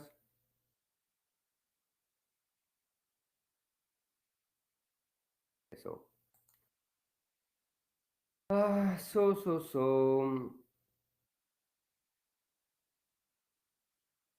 okay, may I ask you, I will try to do something. I will try to open a white page to be able to write something. I could see your whole PowerPoint side. I just would like to know if you can, if I do that. But when I do that, excuse me, Prof. Tell me what you see here. Do you see something?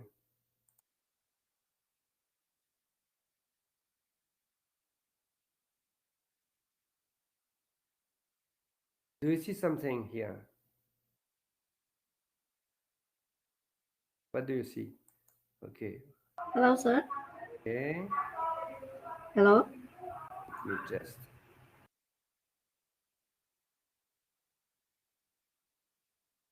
Hold.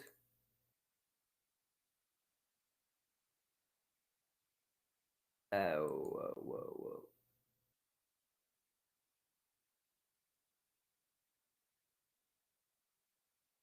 I'm not sure. Okay. Do you see something here? No? Blackboard? Yes, okay. I have difficulties. Okay, so my advice here is to be sure that I can write during the next session. No, I cannot hear you.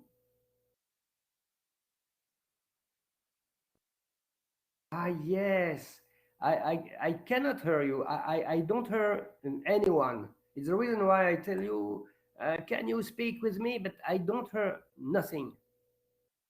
Okay, so we will finish with some slides, and after we stop, and I hope I will discuss with technical people that we can do.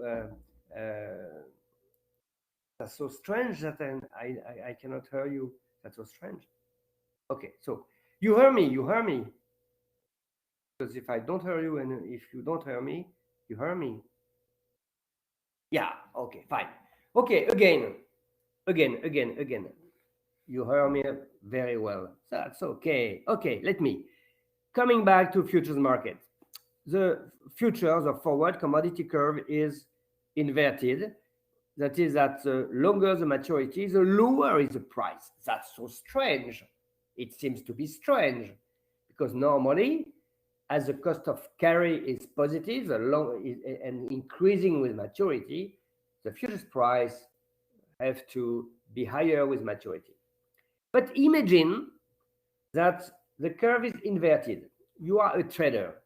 Imagine you are 20, 25 years old, working in a trading room, and you are graduate from the prestigious CFVG, okay, in Vietnam, and you are hired as a very good trader, and you look at your screen, the cost of carry equation gives you a futures price of 304.5. 300 plus $3 storage cost plus 1.5 cost of financing. And you look on your screen, people sold futures on wheat, and the price is now traded in Chicago at 290. What do you want to do? Please tell me.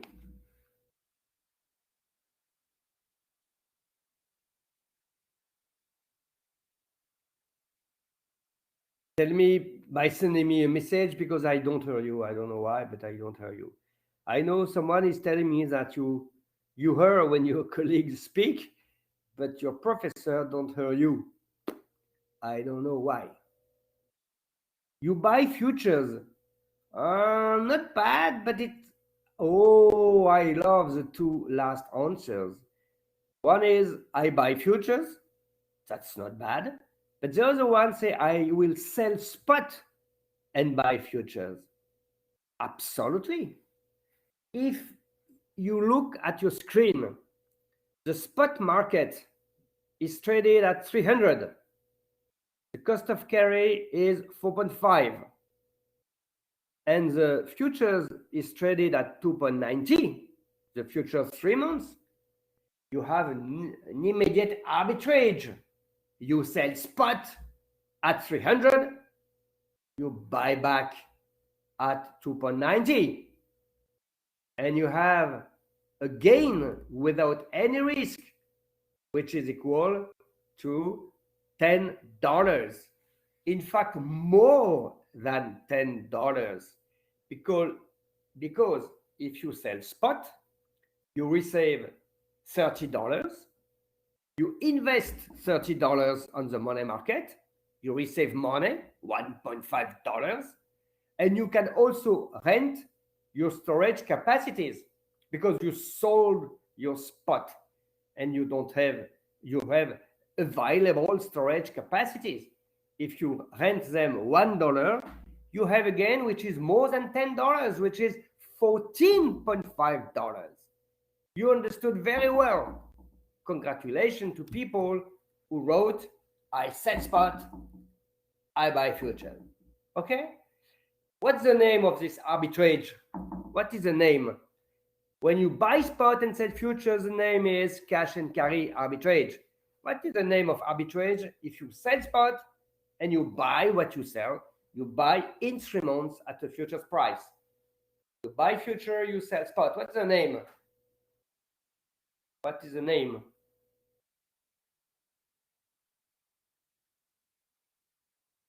Oh, marvelous. Reverse cash and carry. That's good. That's pretty good. Okay, this arbitrage is exactly the opposite arbitrage. Short selling, you are right also. Okay, you can say short selling, but short selling is more used on the equity market. Okay, on the commodity market, we speak about cash and carry arbitrage. Okay, so that's better. The exact name for commodities, reverse cash and carry. Let me go to the what? Yes, the answer is selling spot at 300, investing the money at 2% over a 3 month horizon, renting storage capacity, and you buy what you sold spot in 3 months at a predetermined price, forward price of 290. You have a risk-free gain in 3 months. 300 plus investing interest rate plus storage capacity if you rent them minus 290, and you have a risk-free gain, which is a reverse cash and carry arbitrage profit. To do that, you are obliged to have a physical activity on wheat and a financial activity, because you cannot sell spot if you don't have wheat. Okay, one of you spoke about, I don't remember, short selling. Okay, that's a very good answer also. If you are on the equity market and if the future is lower than the spot, okay, imagine that the total energy, total equity is traded at $30 spot, $30.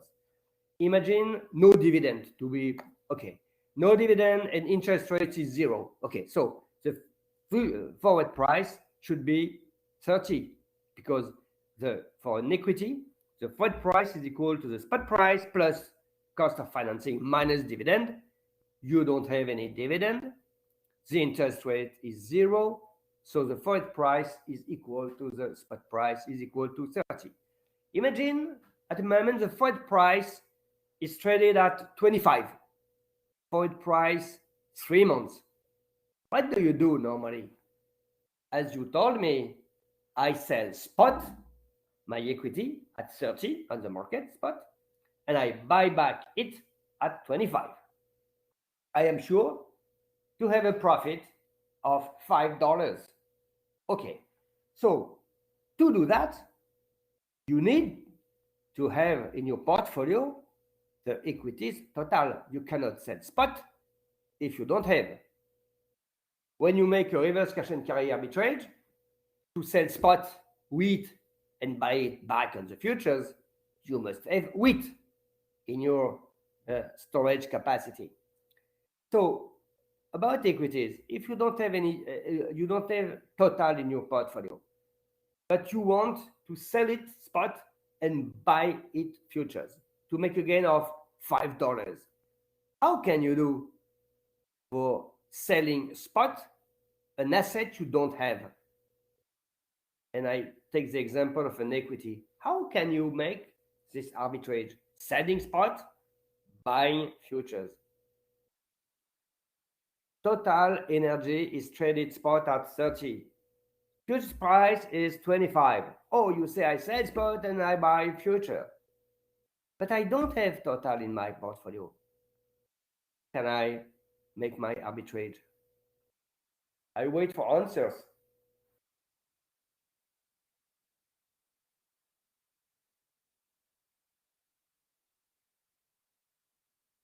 Okay, nobody answers. How can you do? You want to sell spot, something you don't have. Nobody. Okay, I give you the answer. You what? You borrow the equity. You borrow the equity. I borrow the equity. I borrow from someone who holds this equity in his portfolio. I sell it spot and I buy it futures. And I have a gain of $5 minus cost of borrowing the equity. Don't forget, you can borrow equities. You have a market on which you can borrow and lend assets, financial assets. Okay. For wheat, you cannot yet borrow wheat because if you see that the spot for wheat is traded at 300, that the futures is traded at 290, you could borrow wheat, selling it spot and buying it futures. But the market for borrowing and lending wheat is not yet developed. I'm sure a day we will create a market on which we can rent and we can borrow and lend commodities. Nobody is answering as I cannot hear you. I hope you are always here. Can you just tell me by message that you are always here? Just yes.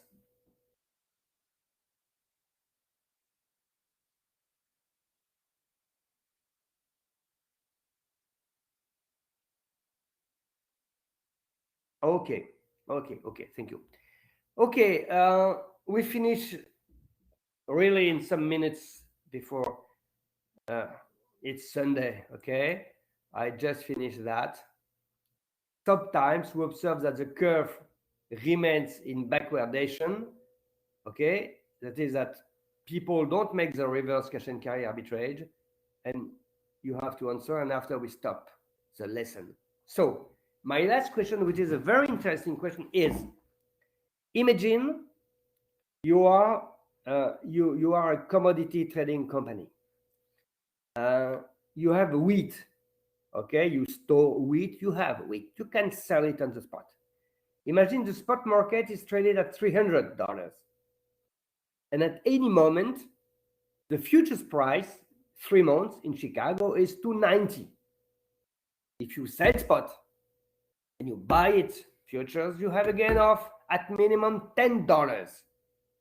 Sometimes we see that the futures price remains lower than the spot without any reverse cash and carry arbitrage. Because if you have a cash and carry arbitrage, people sell spot price moves down, buy futures, futures moves up, and the equation is again true. But sometimes during some weeks, the futures is lower than the spot on the commodity market, and nobody makes the reverse cash and carry arbitrage. My question before the end of the session is why? If someone tells me why, the end of the session will be very, very soon. Okay? So, please, you have a spot at 300, a futures at 290, and traders don't sell spot for buying futures. Why? Why? If you want to end the session before 5 o'clock for you, maybe in 5 minutes, it's a gift. You have to tell me the good answer.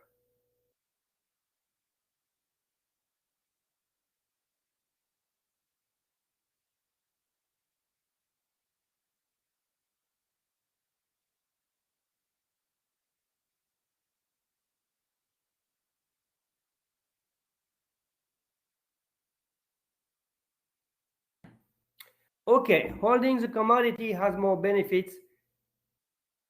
Okay, everybody is outstanding in this group. Okay, the answer is perfect. I cannot say better.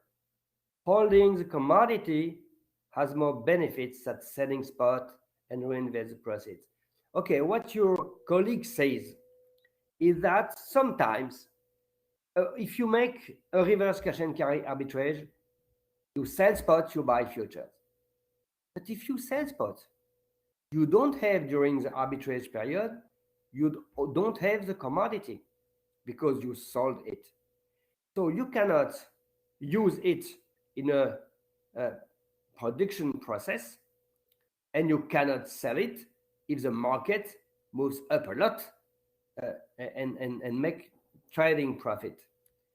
So sometimes when the level of inventory is very low, when the volatility is very high, people say, I prefer to hold the commodity and maybe sell it at a very high price in some days or week instead of selling it spot, buying in 3 months, because I lose the availability of my commodity during 3 months. And it's a cost of opportunity because I cannot sell it at a higher price on the spot market, or I cannot use it in a production process, like for oil, for instance, or for wheat. I cannot produce cakes before I sold my wheat. And if the price of cakes move up a lot because French people love Vietnamese cakes and they are able to buy a lot of Vietnamese cakes, the price moves up. the guy who sold spotted sweet cannot produce cakes now. It has a very high cost of opportunity. This cost of opportunity is higher with volatility, essentially, and with the level of inventories. And it's the reason why, and I love the answer given by one of you, holding the commodity has more benefits than selling spot and reverse the profit. Absolutely right. Okay. And here you have the global equation. Selling spot has an opportunity cost. You can lose the viability of the commodity during the reverse cash and carry arbitrage. You cannot sell it on the spot market if the market moves up, and you cannot use it in a production process. Having inventories, your colleague said benefits. I wrote has an implicit yield called convenience yield. That's the benefit that your colleague spoke. For instance, if the wheat price moves up to 400, you cannot sell it commodity. Okay, that's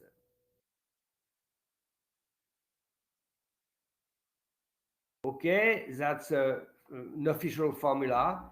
Backwardation reflects the so-called convenience yield, an implied return on warehouse inventory, according to CME Group. Conveniently is inversely related to inventory levels. Yes, if the level of inventory on a commodity is very low, you don't want to sell it spot for making a reverse cash and carry arbitrage. Yes, you have a risk-free gain of $14, but you lose an opportunity maybe to make a trading profit of $300. When warehouse stocks are high, the convenience yield is low, and when stocks are low, the convenience yield is high. So here you have the global theoretical formula. If you know that, you are very good. Forward price is spot price plus cost of carry, but today we can add minus convenience yield, which is a benefit for holding commodity. Convenience yield increases with the level of inventory when the level is low, and if the market volatility is high. Because if the market volatility is very low, the price does not move, you can make your profit, your reverse cash and carry profit. You sell your commodity, you buy it back, and you know that during 3 months, the price will not move up.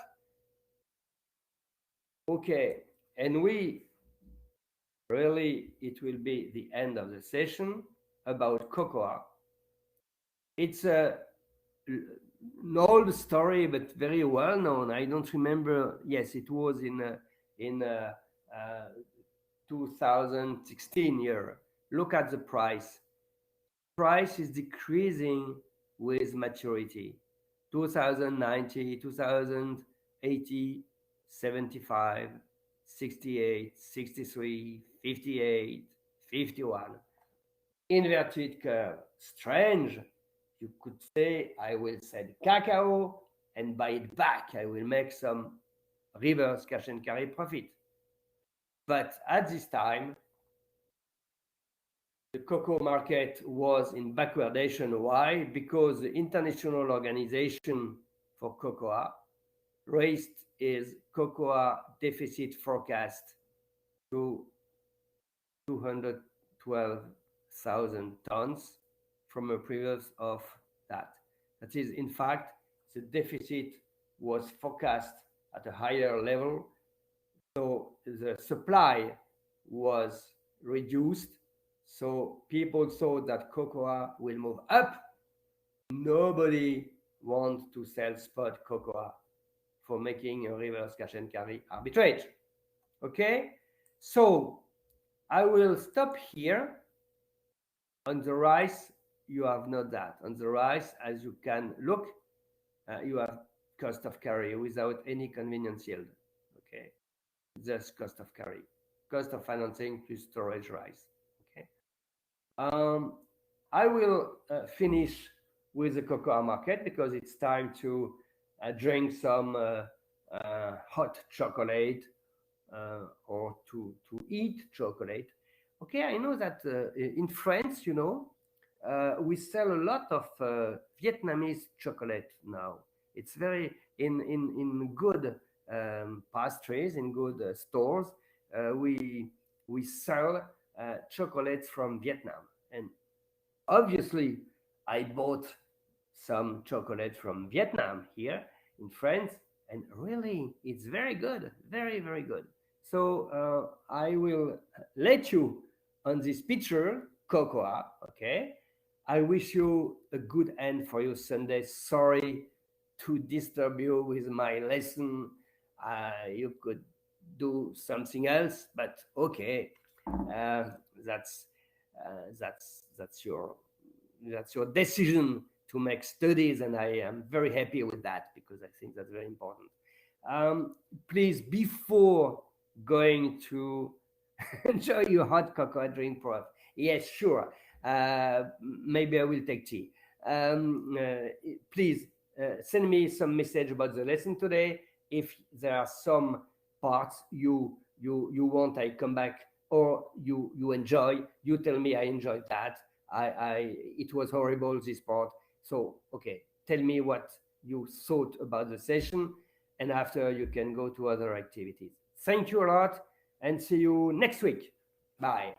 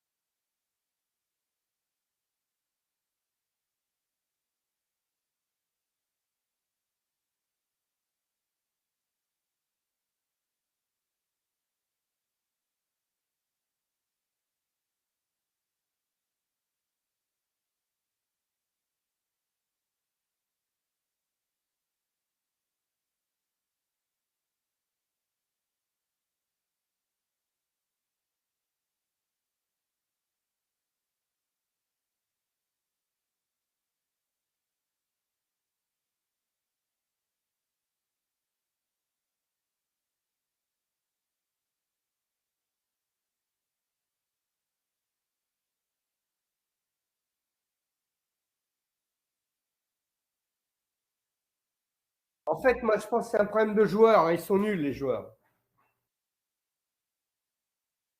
Second, il est pas bon, finalement. Hein. Hi, Professor. Can you hear me? Non, mais attends. Maestri, maintenant, je veux dire, il court même Hi, plus. Professor. Ils sont pas bons. Je Hein. regarde joueur après joueur par rapport à Bordeaux. Hello, Le Professor. match. Hello. Hi, Ouais. Professor. Ouais, je pense que oui. Hamdaoui m'a beaucoup déçu. Je le trouvais d'habitude très bon. Là, il a fait des en avant, des trucs. Il est pas mauvais, mais il est pas bon. Ouais. Non, le seul qui est bon, c'est Macalou. Hi, Professor. Et il l'a fait jouer à la fin. D'accord. Allo Emile, pas mauvais, quoi. La mêlée. Hello. Pareil, Hello. Rien du tout. Hello. T'as l'impression que Il le mec. a fait un bon match, celui d'avant. Ah bon? Ah, je sais pas, moi je crois pas, non. Ah ouais? Hi, Bon, ça, hi, c'est du- Professor.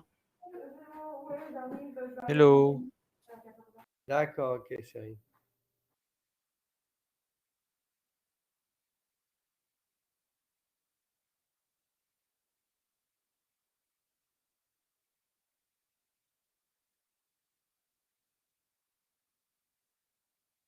Hi, Professor.